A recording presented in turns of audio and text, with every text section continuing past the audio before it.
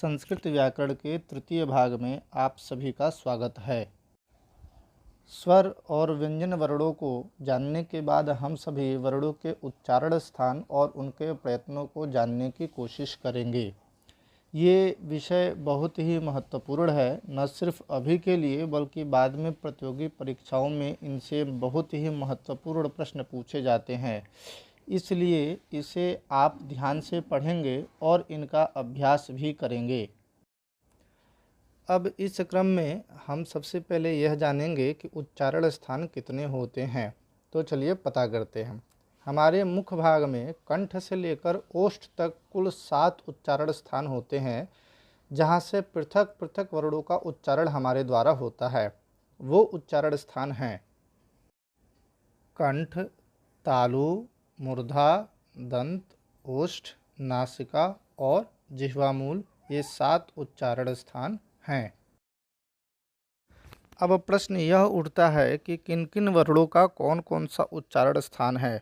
तो चलिए देखते हैं। क, ख, ग, घ, अंग का कंठ, छ, छ, ज, झ, ञ का तालु, ट, ठ, ड, ढ, ड़ का मूर्धा, त, थ, द, ध, न का दंत और प, फ, ब, भ, म का ओष्ठ।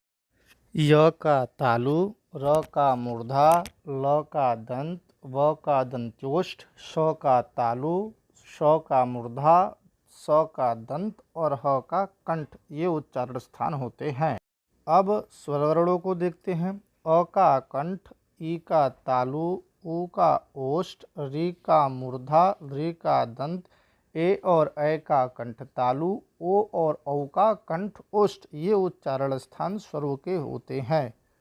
अब इन सब को कैसे याद करेंगे ये देखा जाए। अकुह विसर्जनीयानां कंठः, इचुयशानां तालु, ऋटुरसाणां मूर्धा, ऋतुलसानां दन्त्यः, ऊपु पद्मानीयानाम् ओष्ठौ, यमगणनानां नासिका च, एदैतुः कंठतालु, ओदैतुः कंठोष्ठम और वकारस्य दंतोष्ठम। इन सूत्रों के माध्यम से हम इसे पूरा याद कर सकते हैं।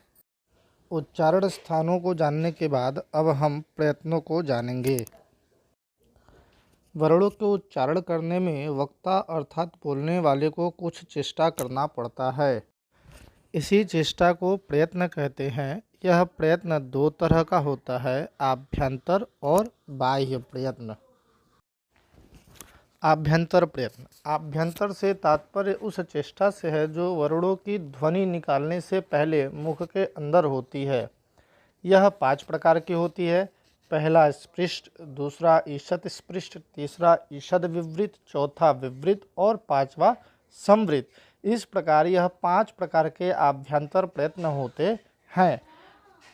अब चलिए यह जानते हैं कि किन किन वर्णों का कौन कौन सा आभ्यंतर प्रयत्न होता है। स्पर्श संज्ञक वर्णों का स्पृष्ट प्रयत्न, अंतस्थ संज्ञक वर्णों का ईषत् स्पृष्ट प्रयत्न, ऊष्म संज्ञक वर्णों का ईषद विवृत प्रयत्न, स्वर वर्णों का विवृत प्रयत्न और सिर्फ ह्रस्व अ वर्ण का अर्थात सिर्फ छोटा अ का संवृत प्रयत्न होता है। इन सभी वर्णों के बारे में मैंने पूर्व के वीडियो में बता चुका हूँ।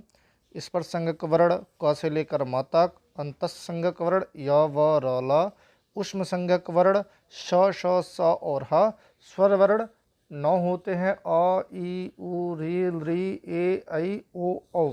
इन सभी वर्णों के बारे में पहले हम बता चुके हैं। आप हमारी पूर्व वीडियो को इसके लिए देख सकते हैं।